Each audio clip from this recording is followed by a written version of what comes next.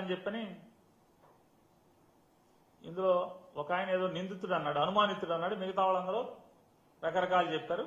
ఇక్కడ పేరు రాశాడు, గంగిరెడ్డి గారి పేరు చెప్తే ఎస్పీ గారు ఐదుగురు సాక్షులు అని చెప్పి ఎస్పీ గారు చెప్పినట్టుగా ఈనాడు ఆయన రాశాడు.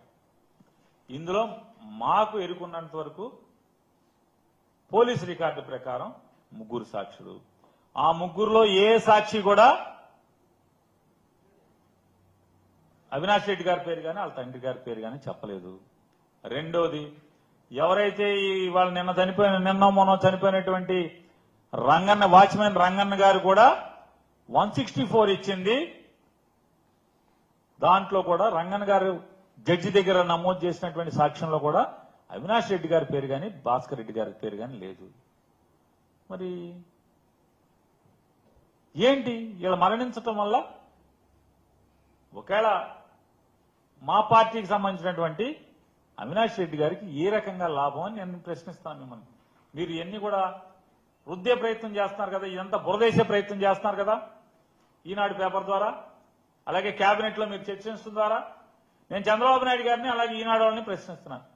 ఇందులో 164 స్టేట్మెంట్ లో, రంగన్ గారు ఇచ్చినటువంటి 164 స్టేట్మెంట్ లో అవినాష్ రెడ్డి గారి పేరు లేనప్పుడు ఏం, ఆయన ఉంటే ఏంటి, మరణిస్తే ఏంటి, అవినాష్ రెడ్డి గారికి వచ్చిన నష్టం ఏంటి? ఎవరికన్నా ఉంటే వేరే వాళ్ళ పేర్లు ఎవరు చెప్పారో వాళ్ళకు ఉండాల్సి వస్తుంది. ఇబ్బందులు ఉంటే మరణించడం వల్ల ఇంక ఇబ్బందే. అందులో మిగతా వాళ్ళు ఎవరో రంగన్ గారు పేర్లు చెప్పాడు కదా, రంగన్ గారు కొంతమంది పేర్లు చెప్పాడు కదా, వాళ్ళకి నష్టమే కదా. రేపు ఇంట్రాగేషన్ చేయకుండా ఇంట్రాగేషన్ లో వేరేగా వాళ్ళకి ఏమైనా లబ్ధి చేకూరేదేమో, వాళ్ళు ఇంట్రాగేషన్ లో వాళ్ళు ఏమైనా పట్టుకోగలిగేవారేమో వాళ్ళ పేర్లలో. అది లేకుండా నష్టపోయింది ఎవరు ఉంటే అందులో ముద్దాయిలు నష్టపోతారు ఈ మరణం వల్ల, రంగన్ గారి మరణం వల్ల. అవినాష్ రెడ్డి గారికి రంగన్ గారికి కూడా ఏం సంబంధం లేదు. సంబంధం లేకుండా ఆ స్టేట్మెంట్ల పరంగా చూస్తే, సాక్షి పరంగా లేనప్పుడు ఈ బురద ఏంటి, విషయం ఏంటి, ఇవన్నీ డైవర్షన్ పాలిటిక్స్ తప్పితే. ఎప్పుడు నారాయణ గారు చనిపోయాడు, జగన్ గారు అంతరంగికుడు ఎప్పుడు చనిపోయింది? 2019లో ఆయన బ్రెయిన్కి సంబంధించినటువంటి వ్యాధితో మరణిస్తే ఇవాళ ఇవన్నీ అవాకులు చవాకులు పేలటం. ఇవాళ ఈ అవాకులు చవాకులు అంటే ఈ వ్యవస్థ, గన్మెన్లు ఉన్నటువంటి 24 గంటలు గన్మెన్ కాపలా ఉన్నటువంటి వ్యక్తి మరణిస్తేనే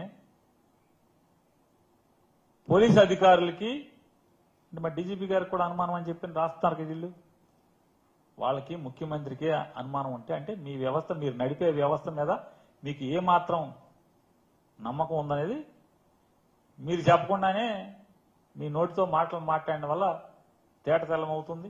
అలాగే జగన్మోహన్ రెడ్డి గారు 2+2 ఇచ్చాడు రంగన్నకి. మళ్ళీ ఒకసారి అండర్లైన్ చేసుకోండి. జగన్మోహన్ రెడ్డి గారి ప్రభుత్వం 2+2 ఇచ్చింది. మీరు వచ్చి దాన్ని 1+1 చేశారు. కాబట్టి ఇటువంటి తప్పుడు వ్యాపారాలు, తప్పుడు మీటింగ్లు, తప్పుడు చర్చలు, విషం చిమ్మే కార్యక్రమాలని కట్టిపెట్టమని చెప్పని